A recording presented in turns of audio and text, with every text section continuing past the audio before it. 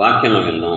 మహోన్నతుడ వాక్యమైనది. వాక్యం ద్వారా సూటిగా నాతో మాత్రం మాట్లాడమని వినగల చెవుల గ్రహింపగల మాకు అనుగ్రహించమని, కొత్త విషయాలు మాకు నేర్పించమని, నూతన విషయాలు మాకు బోధించమని, మా మంచి బోధకుడా మా మధ్యలో దిగిరమ్మని మిమ్మల్ని వేడుకుంటున్నాను తండ్రి. ఈ నీచుడిని, చెడిపోయిన పనికి మాలని శిలువ చేయడం 100% మరుగు చేసి మీ నాయకత్వాన్ని బట్టి నన్ను పాత్రగా వాడుకోమని, కొత్త విషయాలు మాకు నేర్పించమని, వినగల చెవులు గ్రహింపగల మీ ప్రజలకు అనుగ్రహించమని, మా మధ్యలో ఆత్మకాలం జరిగించమని ఇస్తున్నాం మనుషులను తండ్రి. ఆమేన్. తెలిసిన సబ్జెక్టులోంచి కూడా దేవుడు కొత్తగా మాట్లాడగలరు. అది దేవుని యొక్క ఆధిక్యత.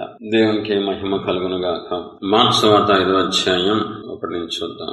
సముద్రము వద్దరి నుండి గెరాసీనుల దేశంలోకి వచ్చేది. ఆయన దోణి దిగగానే అపవిత్రాత్మ పట్టిన వాడు ఆయనకు ఎదురుపడేది. వాడు సమాధులలో వాసము చేసేవాడు. సంఖ్యలతో నేను ఎవడనూ వారిని బంధింపలేకపోయింది. పలుమారు వారి కాళ్లకును చేతులకును సంఖ్యలు వేసి బంధించినను వాడు ఆ చేతి సంఖ్యలు తెంపి కాలి సంఖ్యలను తుత్తునీయులుగా చేశాను కనుక ఎవడనూ వారిని సాధుపరచలేకపోయింది. వాడు ఎల్లప్పుడూ రాత్రి పగళ్ళు సమాధులలోను కొండలలోను కేకలు వేయించు తను తాను రాళ్లతో గాయపరచుకొనుచూ ఉండేది. అపవిత్రాత్మ పట్టిన వాడొకడు సమాధుల్లో నుండి వచ్చి ఆయనకు ఎదురుపడెను. వాడు సమాధులలో వాసము చేసేవాడు. సంఖ్యలతోనైనను ఎవడనూ వాణ్ణి బంధింపలేకపోయాను. పలుమార్లు వాని కాళ్లకును చేతులకును సంఖ్యలు వేసి బంధించినను వాడు ఆ చేతి సంఖ్యలు తెంపి కాలి సంఖ్యలను తుత్తునీయులుగా చేసెను. కనుక ఎవడనూ వారిని సాధుపరచలేకపోయాను. వాడు ఎల్లప్పుడూ రాత్రింబగళ్ళు సమాధులలోను కొండల్లోనూ కేకలు వేయచ్చు తన్ను తాను రాళ్లతో గాయపరచుకొనుచు నుండెను. 13వ వచనం. యేసయ్య వాటికి సెలవీయగా ఆ అపవిత్రాత్ములు వారిని విడిచి పందులలో ప్రవేశింపగా ఇంచుమించు 2000 సంఖ్య గల ఆ మంద ప్రపాదం నుండి సముద్రపు ధరిని పడగా. చూడండి, అపవిత్రాత్మల్ని దేవుడు వెళ్ళగొట్టారు. యేసు ప్రభువారు ఎందుకు వచ్చారు? బైబిల్ ఏం చెప్తుంది? లూకా సువార్త 4:18. ప్రభువు ఆత్మ నా మీద ఉన్నది, బీదలకు సువార్త ప్రకటించుటకు ఆయన నన్ను అభిషేకించును, చెరలోనున్న వారికి విడుదలను, గుడ్డి వారికి చూపును ప్రకటించుటకు, నలిగిన వారిని విడిపించుటకును, ప్రభువు హితవత్సరము ప్రకటించుటకు ఆయన నన్ను పంపి ఉన్నారు. యేసు ప్రభువారు భూమి మీదకి వచ్చినప్పుడు ఆయన గురించి ముందే రాయించారు. బీదలకు సువార్త ప్రకటించుటకై ఆయనను అభిషేకించును, చెరలోనున్న వారికి విడుదలను, గుడ్డి వారికి చూపును ప్రకటించుటకును, నలిగిన వారిని విడిపించుటకును. ఆయన వచ్చి ఏం చేశారంటే చెరలోనున్న వారికి విడుదల ఇచ్చారు. విడుదల ఎలా వస్తుందంటే, ఒక వ్యక్తిలోంచి దురాత్మ గాని దురాత్మలు గాని వెళ్ళిపోతే ఆ వ్యక్తికి విడుదల వస్తుంది. ఈ వ్యక్తిలో దురాత్మలు ఉన్నాయి, చాలా దురాత్మలు ఉన్నాయి. అవి ఎలా వచ్చినాయి అవన్నీ ఇక్కడ రాయలేదు మనకి, కానీ దురాత్మలు ఊరినే రావు. యేసు ప్రభువారు కనికరం ఆ వ్యక్తి మీదకి వచ్చింది. ఆ వ్యక్తి దగ్గరికి వెళ్లి ఆ వ్యక్తిలో ఉన్న దురాత్మలు అన్ని వెళ్ళిపోయిన తర్వాత అతడు ఏం చేస్తున్నాడు? 15వ వచనం. జనులు జరిగినది చూడలేదు.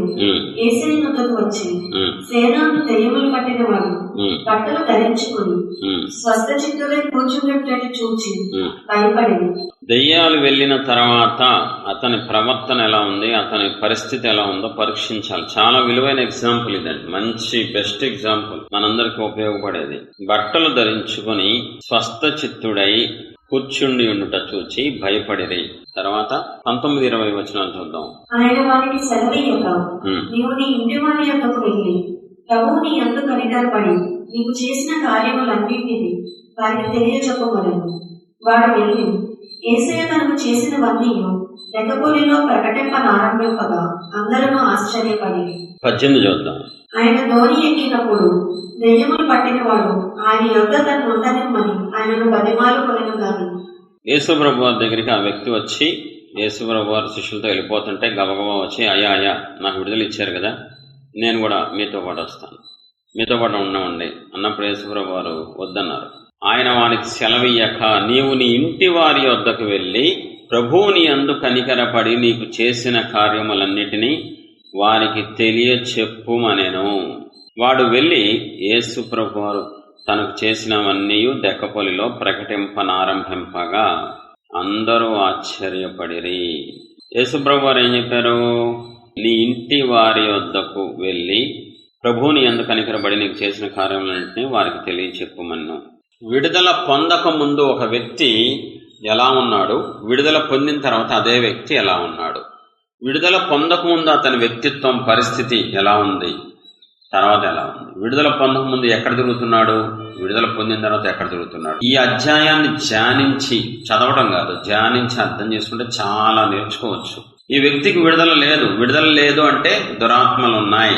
లోపల దురాత్మలు ఉన్నంత వరకు ఒక వ్యక్తికి విడుదల లేనట్లే. విడుదల లేనప్పుడు ఎక్కడున్నాడు, సమాధుల్లో ఉన్నాడు. సమాధిలో ఎవడ ఉండడో వాడు సమాధుల్లో వాసము చేసేవాడు అక్కడే ఉంటాడు, అక్కడే తిరుగుతాడు, అక్కడే తింటాడు, అక్కడే పడుకుంటాడు. సంఖ్యలతో నేను ఎవడనో వాడిని బంధింపలేకపోయాను. ఎవ్వడి మాట ఎండో.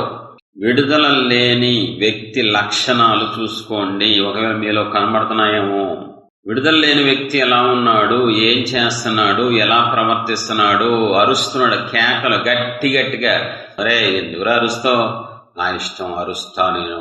విడుదల లేని వ్యక్తి అరుస్తున్నాడు, ఎక్కడుంటున్నాడు, ఏం చేస్తున్నాడు, ఎంత దరిద్రంగా ఉన్నాడండి, ఎంత నీచంగా ఉన్నాడు ఈ వ్యక్తి, ఎంత అసహ్యంగా ఉన్నాడు. తనకు తాను నిష్ప్రయోజకంగా తనను తాను గాయం చేసుకుంటున్నాడు. తన్ను తాను రాళ్లతో గాయపరుచుకొనొచ్చు, తన రక్తాన్ని తనే కళ్ళజోస్తున్నాడు. నీలో దెయ్యాలుంటే నువ్వేం చేస్తావో నీకే తెలీదు. నీలో దెయ్యాలుంటే నువ్వు పిచ్చి బట్టలేస్తావు. నీలో దెయ్యాలుంటే నువ్వు దేవుని బిడ్డగా ఉండవు. ఎవరి మాట వినవు, సేవకుడి మాట వినవు, దేవుడి మాట వినవు, తల్లిదండ్రుల మాట వినవు, ఎవరికి భయపడవు, ఎవరిని లెక్క చేయవు. ఇదే ఆ వ్యక్తిని చూస్తే అదే అర్థమవుతుంది. ఆ వ్యక్తిలో దెయ్యాలు ఉన్నాయి కాబట్టి, విడుదల లేదు కాబట్టి పిచ్చి పనులు చేస్తున్నాడు, సమాజంలో తిరుగుతున్నాడు, ఎవరిని లెక్క చేయట్లేదు, తను తానే గాయం చేసుకుంటున్నాడు. ఎప్పుడైతే యేసు ప్రభువారు ఆ వ్యక్తిలో ఉన్న దెయ్యాలన్నింటినీ వెళ్ళగొట్టేశారో, ఛీ నేనేంటి ఇలా ఉన్నానండి, చిన్న వస్త్రాలు ధరించానేంటి, నేను చండాలంగా మంచి బట్టలు వేసుకోవాలి, సమాధిలో ఉన్నటువంటి దరిద్రంగా నాకు ఇంటూ ఇల్లు ఉంది. అతనే కానీ వ్యక్తిత్వం మారిపోయింది, పద్ధతి మారిపోయింది, తను ఉండే ప్రదేశం మారిపోయింది. యేసు ప్రభువారు ఒక్కసారి చెప్పారు, ఇంటికి వెళ్ళిపోయి నేను చేసి నేను కార్యాలు చెప్పు. అలాగే ప్రభువా చెప్పింది చెప్పినట్లు లోబడుతున్నాడు, విధేయత చూపిస్తున్నాడు. యేసు ప్రభువారు వెళ్ళిపోయారు, పక్కనే ఉండి చేయించలేదు. ఈ రోజు ఎందుకు లోపడటలేదు తెలుసా, నీలో దెయ్యాలు ఉన్నాయి కాబట్టి. ఎందుకు దేవుని రాజ్యం నువ్వు కట్టట్లేదు తెలుసా, నీలో దెయ్యాలు నివాసం ఉన్నాయి కాబట్టి. ఈ రోజు దేవుడు ఏడుపు చూడట్లేదు, దైవజనుడు ఏడుపు గాని ప్రజల ఏడుపు చూడట్లేదు. మీ అందరిలో దురాత్మలు ఉన్నాయి, మీ అందరిలో దెయ్యాలు నివసిస్తున్నాయి, దురాత్మలు నివసిస్తున్నాయి. కాబట్టే మీరేం చేస్తారో మీకే అర్థం కాదు, మీరు ఎక్కడ తిరుగుతారో మీకే అర్థం కాదు, మీరు ఫోన్లో ఏం చూస్తారో మీకే అర్థం కాదు. చూడండి అతని వ్యక్తిత్వం ఎంత దరిద్రంగా ఉంది, ఎంత అసహ్యంగా ఉందో. ఒకప్పుడు ఎలా ఉన్నాడో, ఎక్కడున్నాడు, ఏం చేస్తున్నాడు, ఎవరి మాట ఎంటలేదు. దేవుని పిల్లలు అయి ఉండి పాపం చేసి మీరే కష్టాలు తెచ్చుకుంటున్నారు, పాపం మీద పాపం చేసి మిమ్మల్ని మీరే గాయం చేసుకుంటున్నారు, మీకు మీరే నష్టం చేసుకుంటున్నారు, చేతులారా మీరే శాపాన్ని తెచ్చుకుంటున్నారు. మీకు అన్ని తెలిసి కూడా దురాత్మలు పెంచుకుంటున్నారు, తనను తాను గాయం చేసుకుంటున్నాడంట, మిమ్మల్ని మీరే నష్టపరుచుకుంటున్నారు. మీకు తెలుసు దేవుడు కోపం ఎలా ఉంటుందో, మీకు తెలుసు దేవుని ఉగ్రత ఎలా ఉంటుందో, నెగిటివ్ సాక్ష్యాలు మీరు విన్నారు, అయినా మీరు ఎవ్వరి మాట వినట్లేదంటే కేవలం మీకు విడుదల లేదు, మీలో దెయ్యాలు తాండవాడుతున్నాయి. ఆలోచించండి ఒకసారి ఎలా ఉన్నాడు. మాట మారిపోయింది, పద్ధతి మారిపోయింది, క్రియలు మారిపోయినాయి. జనాలు ఒకప్పుడు అతని దగ్గర రావడానికి ఇష్టపడే వాళ్ళు కాదు, జనాలు అతనితో మాట్లాడటానికి ఇష్టపడే వాళ్ళు కాదు. కానీ ఈరోజు మా ఇంటికి రా, చక్కగా సువార్త చెప్తున్నావు, నువ్వు మా ఇంట్లో కూర్చో. ఒకప్పుడు అందరికి అసహ్యంగా ఉన్న వ్యక్తి ఈరోజు అందరికి సంతోషంగా మారిపోయాడు విడుదల వచ్చిన తర్వాత. ఈరోజు నువ్వు ఎవరికి నచ్చవు, ఎందుకంటే నీకు విడుదల లేదు కాబట్టి. ఎవరింటికి నిన్ను పిలవడవు, ఎందుకంటే నీలో దెయ్యాలు ఉన్నాయి కాబట్టి. నీ మాటలు కఠినంగా ఉంటాయి కాబట్టి నీ జోలికి ఎవడు రాడు. విడుదల పొందిన వ్యక్తి ప్రవర్తన చాలా అద్భుతంగా ఉంటుంది, చాలా ఆనందంగా, అందరికీ సంతోషంగా ఉంటుంది, తనకు సంతోషంగా ఉంటుంది, అందరికి సంతోషంగా ఉంటుంది. సువార్థికుడు అయిపోయాడు విడుదల వచ్చిన తర్వాత, గొప్ప ప్రయోజకుడిగా మారాడు. విడుదల వచ్చిన తర్వాత అనేక మందిని సంతోష పెడుతున్నాడు. విడుదల వచ్చిన తర్వాత తన జీవితం ఫలించింది. కాబట్టి దేవుని ప్రజలు దివారాత్రులు విడుదల కోసం ప్రయాసపడాలి. లోపల ఉన్న దురాత్మలు వెళ్ళగొట్టుకుంటానికి ప్రయాసపడాలి. విడుదల పొందితే నా లైఫ్ ఎలా ఉండదో, విడుదల పొందితే నా వ్యక్తిత్వం ఎలా ఉండదో, విడుదల పొందితే నేను దేవుని మాట వింటాను, సేవకుడు మాట వింటాను. ఎందుకు రోజు చెప్పినా మీరు వింటలేదంటే దెయ్యాలున్నాయి మీలో. ఎందుకు మీరు విధేయత చూపించట్లేదు? ఎందుకు మీరు లోబడతలేదు? ఎందుకు మీరు వద్దన్న పనులు చేస్తున్నారు? తప్పుడు పనులు ఎందుకు చేస్తున్నారు? దెయ్యాలు మిమ్మల్ని కంట్రోల్లో తీసుకున్నాయి కాబట్టి, బంధించేసినాయి కాబట్టి, మీరు దెయ్యాలతో సహవాసం చేస్తున్నారు కాబట్టి. కనీసం అయ్యో నాలో దెయ్యాలున్నాయి, పోగొట్టుకోవాలి, నాలో దెయ్యాలున్నాయి, నేను విడుదల పొందాలి, నాకొద్దు, నాకు తెలియకుండా నేను వద్దన్న పనులు చేస్తున్నాను, తప్పు మీద తప్పు చేస్తున్నాను, నాకు నేనే శాపం తెచ్చుకుంటున్నాను, నాకు నేనే దరిద్రమైన బ్రతుకుని డిజైన్ చేసుకుంటున్నాను, ఈ దరిద్రమైన బ్రతుకు నాకు వద్దు. నీకు తెలియట్లా, విడుదల పొందిన తర్వాత నీ వ్యక్తిత్వం మారిపోతుంది, నీ పద్ధతి, నీ భక్తి, నీ పరిచర్య అన్నీ మారిపోతాయి యేసు నామములో. మీరు మగ్దలేని మరియను చూసుకోండి. 7 దెయ్యాలు పట్టిన వ్యక్తి ఒకప్పుడు 7 దెయ్యాలతో ఉంది ఆవిడ. ఎప్పుడైతే యేసుప్రభు ఆవిడలోంచి దెయ్యాలు వెళ్ళగొట్టారో ఆవిడ విధానం మారిపోయింది. ఆవిడ విడుదల వచ్చిన తర్వాత యేసుప్రభు వారితో పాటు పరిచర్య చేస్తుంది. విడుదల వచ్చిన తర్వాత సృష్టికర్తతో కలిసి పరిచర్య చేస్తుందని వాక్యం సెలవిస్తుంది. విడుదల వచ్చిన తర్వాత ఆవిడ దేవుడు రాజ్యం కడుతుంది. విడుదల వచ్చిన తర్వాత పరిచారకుల్లో ఒక పరిచారకురాలు అయిపోయింది. విడుదల వచ్చిన తర్వాత దేవుణ్ణి వెంబడిస్తుంది.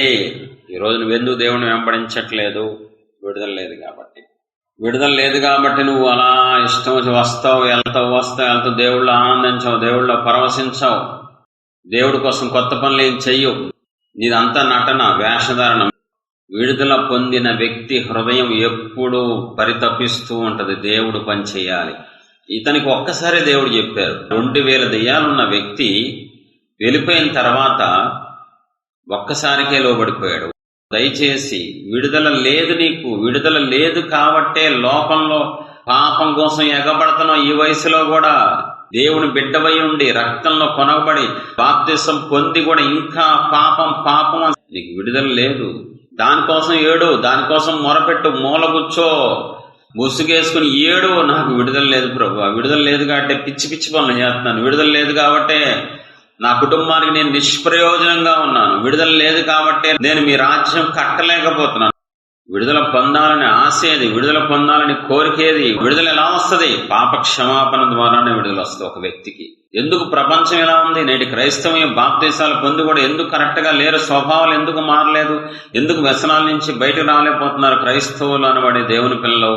విడుదల లేదు. వాళ్ళ పాపాలు ఒప్పుకోలేదు కాబట్టి, పాప క్షమాపణ జరగలేదు కాబట్టి వాళ్ళ స్వభావం మారలేదు, వాళ్ళ వ్యక్తిత్వం, వాళ్ళ బట్ట తీరు, వాళ్ళ మాట తీరు, వాళ్ళ విధానం ఏం మారలేదు. నువ్వేం చేయాలి? దేనికోసం ప్రయాసపడాలి? లోకం కోసమా? పాపం కోసమా?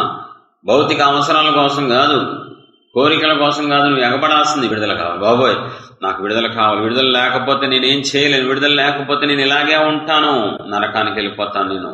నీలో దెయ్యాలున్నాయని గుర్తించాలి, దురాత్మలు నీలో పనిచేస్తున్నాయని గుర్తించాలి, అవి లాగేస్తున్నాయని గుర్తించాలి, ఎదగనవ్వట్లేదని గుర్తించాలి. ఇంటికెళ్ళనవ్వట్లేదా దెయ్యాలు అతన్ని? ఇంటికెళ్ళనవ్వకుండా తిప్పుతున్నాయి సమాధుల్లోనే. నువ్వు వాటికి అవకాశం ఇస్తే, వాటికి అధికారం ఇస్తే నేను ఎక్కడో తిప్పుతూ ఉంటాయి, నీ మనసు ఎక్కడో తిప్పుతూ ఉంటాయి. నువ్వు ఇక్కడ కూర్చున్నా మనసు ఎక్కడ ఉండదు. ప్రియ దేవుని పిల్లల, దేవుని ప్రజలకు విడుదల అత్యవసరం. విడుదల కావాలి, విడుదల కోసం ప్రయాస పడాలి. పాపం వల్లే దురాత్మల్లోకి వస్తుంది తప్ప ఊరినే రానివ్వరు. దేవుడు చితకొట్టేస్తారు దాన్ని. ఒక వ్యక్తి పాపం చేస్తే దురాత్మకు అధికారం వస్తుంది. సౌలు పాపం చేయడం వల్ల, దేవుడి మీద తిరుగుబాటు చేయడం వల్లే దురాత్మ వచ్చింది. యూదా ఇస్కరియోతు మనసు మంచిది కాదు కాబట్టి, భయంకరంగా ఉన్నాడు కాబట్టి దురాత్మ అతనిలోకి ప్రవేశించింది. ఊరికినే దెయ్యాలు రావు లోపలికి. సరదాగా వచ్చి కూర్చుండానికి నువ్వు మామూలు వ్యక్తివి కాదు, ఈ భూమి మీద స్పెషల్. ఎందుకంటే నువ్వు దేవుని స్వరూపం, సృష్టికర్త స్వరూపం. నువ్వు విడుదల పొందేంత వరకు ఎవ్వరికి ఉపయోగపడవు. నీకు నువ్వు ఉపయోగపడవు, నీ కుటుంబానికి ఉపయోగపడవు, ప్రజలకి ఎవ్వరికి ఉపయోగపడవు. చూద్దాం ఒకసారి లోక 8:1-2 వచనం. వెంటనే ఆయన దేవుని రాజ్య సువార్తను తెలుపుచు ప్రకటించుచు ప్రతి పట్టణములోను ప్రతి గ్రామములోను సంచారం చేయుచుండగా 12 మంది శిష్యులను, అపవిత్రాత్మలను, వ్యాధులను పోగొట్టబడిన కొందరు స్త్రీలను, అనగా 7 దయ్యములు వదిలిపోయిన మగ్దలేనే అనబడిన మరియను, హేరోదు యొక్క గృహ నిర్వాహకులకు మూసా భార్యకు యోహన్నాయు, సుసన్నాయు ఆయనతో కూడా ఉండేది. చూడండి, ఇక్కడ ఆయన దేవుని రాజ్య సువార్తను తెలుపుచు ప్రకటించుచు ప్రతి పట్టణములోను ప్రతి గ్రామములోను సంచారము చేయుచుండగా కొంతమంది ఆయనతో పాటు ఉన్నారంట. ఎవరెవరు ఉన్నారు?